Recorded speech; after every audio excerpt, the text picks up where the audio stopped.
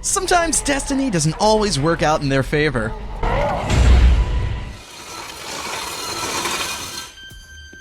What's up, gathered friends? I'm Vardaran, and this is the Top 10 Bionicle Deaths. Kicking off the list at number 10, we have the alternate universe Toa Tuyet.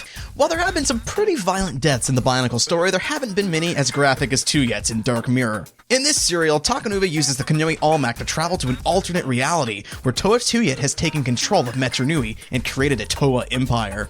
During the final struggle between the rebel forces and the Empire, Takanuva and Tuyet clash, and Tuyet, seeing that her rule over the universe was crumbling, opened up a portal with her very own Kanoe Almanac, with the goal of finding a new universe to rule. Takanuva, seizing the opportunity, jumps to the portal, knocks the mask off Tuyet's face, and causes the portal to close in on her, severing her in two, leaving Takanuva floating off in space with half of Tuyet's body. For a story aimed at children, this was a pretty violent way to go, especially when considering LEGO's early policies against violence. And the only reason this death isn't higher on the list is because it happened in an alternate reality and not the main universe. Coming in at number 9 is Ancient. Ancient was one of the founding members of the Dark Hunters, but what really makes his death interesting is that he was actually a spy placed by the Order of Matanui to keep an eye on the Dark Hunters and their nefarious deeds. Unfortunately, Ancient digs a bit too deep, stumbling upon the Shadowed One in possession of a virus that he plans to weaponize. The Shadowed One doesn't take too kindly to a secret being revealed and disintegrates Ancient with a beam from his eyes. Ancient's death helps display the true nature of the Shadowed One and personifies his evil intent. But his death also means that there's no one of lawful status keeping tabs on the Dark Hunters, leaving them free to enact their evil deeds. At number 8, we have Sidorak. Sidorak was the self-proclaimed ruler of the Vizorak, who more or less ended up being the puppet king of Rudaka. While his movie portrayal was a little more flamboyant than his novel counterpart, his death took an interesting turn near the end of 2005. The entire year revolved around the Toa Hordika seeking the mystical Kitongu in order to revert them to their normal forms, which he did, and more, by slaughtering Sidorak in cold blood, beating him down while Sidorak pleaded for his life. But I can't defeat him myself! I know. Rudaka?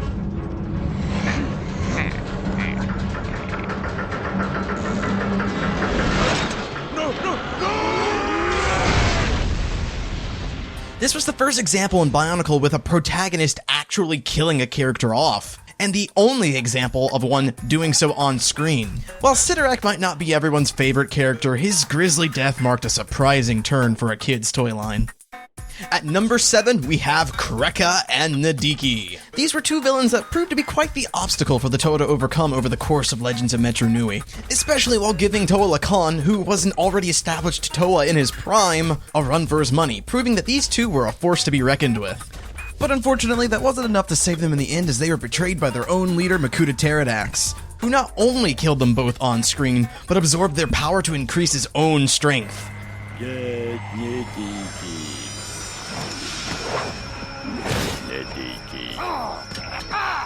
My thoughts exactly.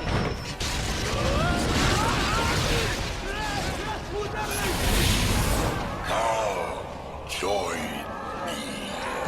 Be part of my power. I guess Makuta likes to keep his enemies close, and his friends close enough to stab in the back, consume, and then use to create an even larger version of himself. Bionicle, everybody. Of course, this isn't the only example of Pterodax not really being the most trustworthy individual, because at number 6 we have the Makuta of 2008.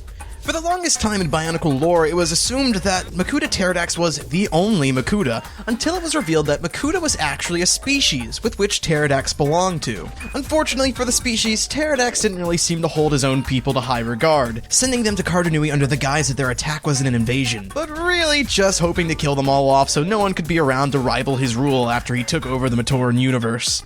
Which, unfortunately for them, he succeeded in. Because as he took over Matanui's body and the giant spirit began to rise, Cardinui was engulfed in a storm, killing anyone inside, including the Makuta who were unaware of their leader's betrayal. This ruthless act of murder not only displays Pterodax's true villainy, but also goes to show you that some people should probably reconsider their career paths. Because amongst the casualties was Makuta Careca, who, unlike the other Makuta, actually showed a sense of empathy for his victims, and died trying to warn the other Makuta that their leader was about to betray them. Sorry, buddy, but you are on the wrong side.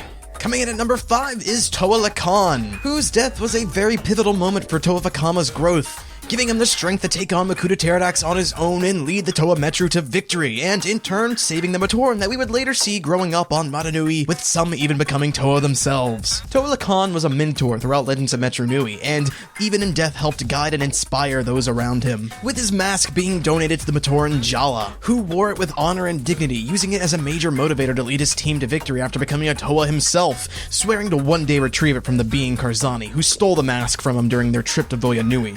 Ironically, Lacan's death might have been a precursor, because at number 4 we have Jala. Jala was a very important figure on the island of Matanui, leading the Talkoro Guard during the Battle of Kini Nui, and having the role as the herald and the best friend of the Toa of Light, Takanuva.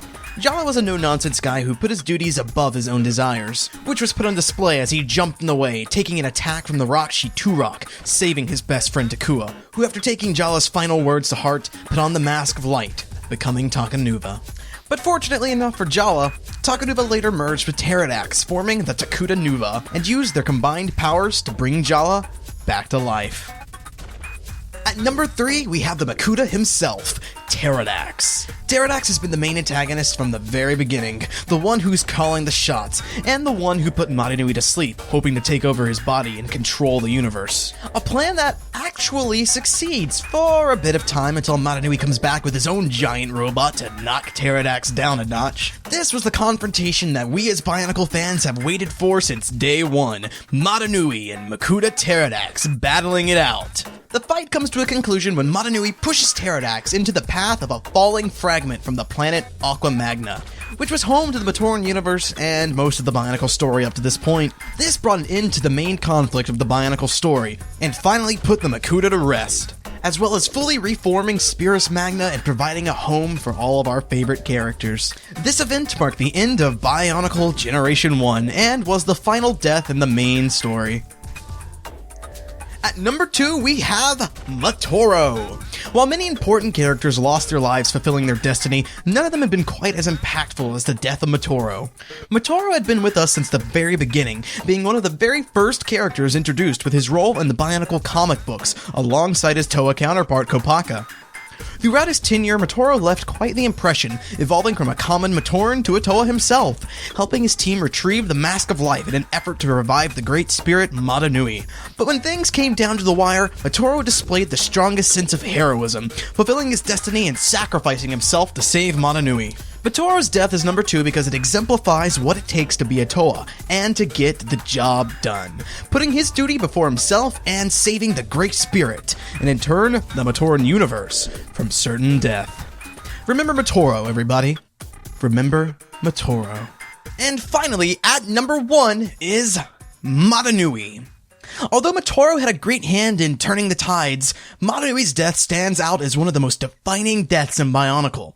Throughout the entire storyline, all of our heroes have had one singular goal: awaken the Great Spirit. This finally culminated in 2007, not in their victory, but in their ultimate failure, as neither the Toa Nuva or the Toa Mari were able to stop Matanui from dying. The weight of our heroes falling short is one that heavily resonates, and almost renders the trials and tribulations they've gone through meaningless. There's even an alternate universe called the Kingdom where Matoro doesn't bring Matanui back, and the remnants of the Matoran universe either die or evacuate to live the rest of their lives in the only remaining landmass on top of the endless ocean. It's a pretty bleak outlook on what would have happened had Matoro not stepped in, and really goes to show you what our heroes are fighting for. But that was just our thoughts. What are yours? Post your own personal top 10 Bionicle deaths in the comments below, and feel free to continue the discussion on the TTV message boards at board.ttvpodcast.com. I'm Vardaran, and thanks for watching.